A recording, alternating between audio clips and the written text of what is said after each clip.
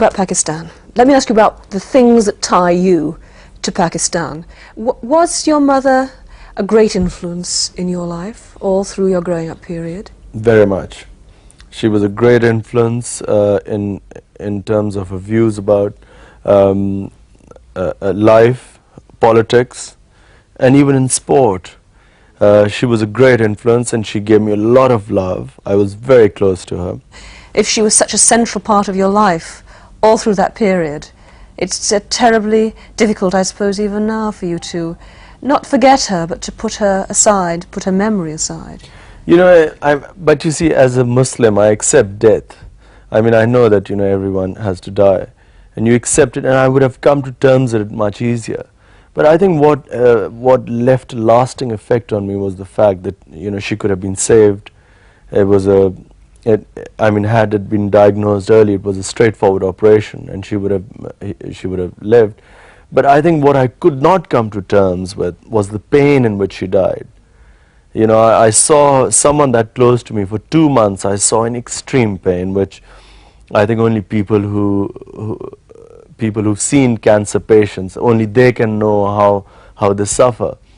And I think that suffering and watching her die, that sort of touched me very deep, and it changed it was like a watershed in my life. You did an amazing thing the other night, and you pulled in a tremendous number of celebrities, beautiful women, but that was the first time you'd ever stood up and said, I want you to help me to raise money. It was the first time you'd ever appealed to any of your friends to come forward and do that for you. Outside Pakistan, yes. In Pakistan there was a big response, but outside I wasn't confident, you know, I wasn't sure how people would react to a hospital in Pakistan.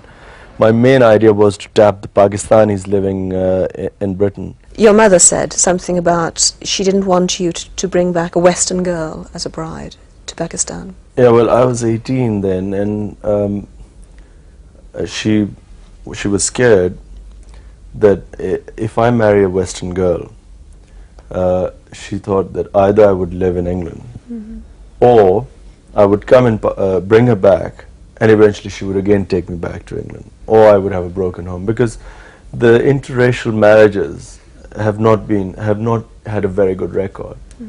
It's difficult for Western women to live there, and so that was her main argument. But every time you went home, did she have, or your family, did they have lined up for you a whole lot of girls who you had to go and see and look at and think about and all of that, or not?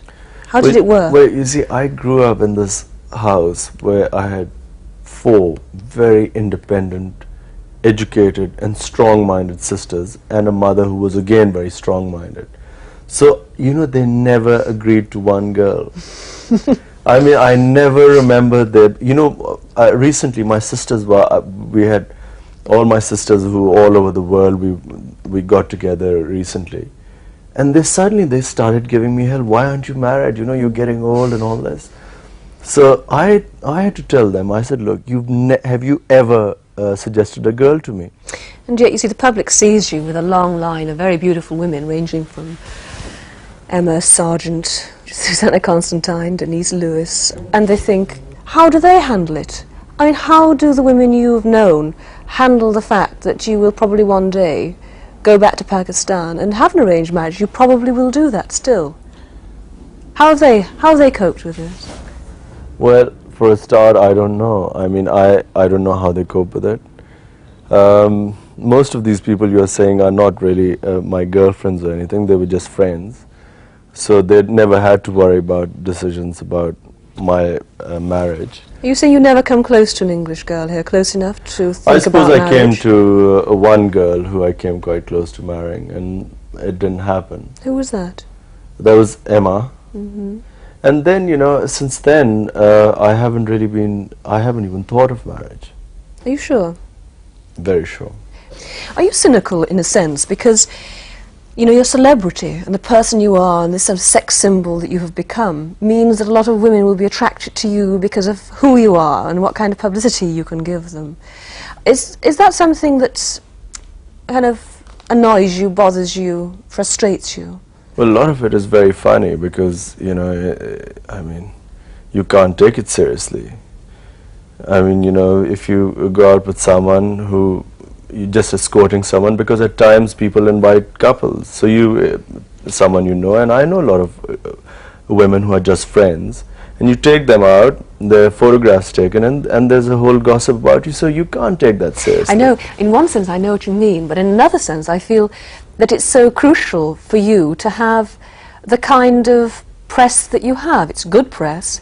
You go back to Pakistan and you're a kind of hero, a kind of demigod there, because of the way you've been built up over the years. I'm not sure that happens, because you know the reason I've been built up in Pakistan has nothing to do with me being with women, or me being with... But it's a talking point, isn't it? Every magazine I pick up and I read about you, but it's that's what in they England. say back in Pakistan, the kind of taxi drivers that stop and ask what your love life is like in England. And I think this is not normally the case. This is all the press making it up. It's definitely not the case. I mean, they do ask, they are interested in my marriage.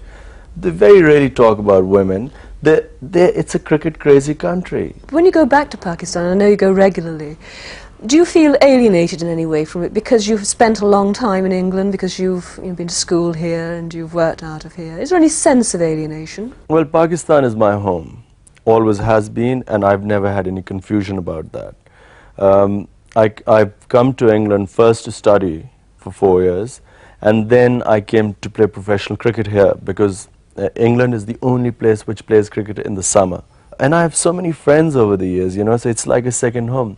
But the winter, come September, I have this feeling, I start longing to go back. You're very easy about it all, aren't you? Very cool on the surface, anyway. So tell me how you relax. How do you unwind? For me, I suppose if I'm really run down, I would like to go away in the wild.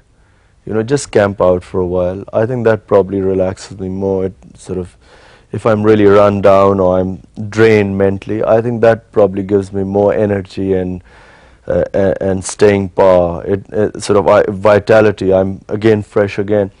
I went away in August to the mountains in Pakistan, and I think I came back so fresh and so live, and I'm ready to go back again now.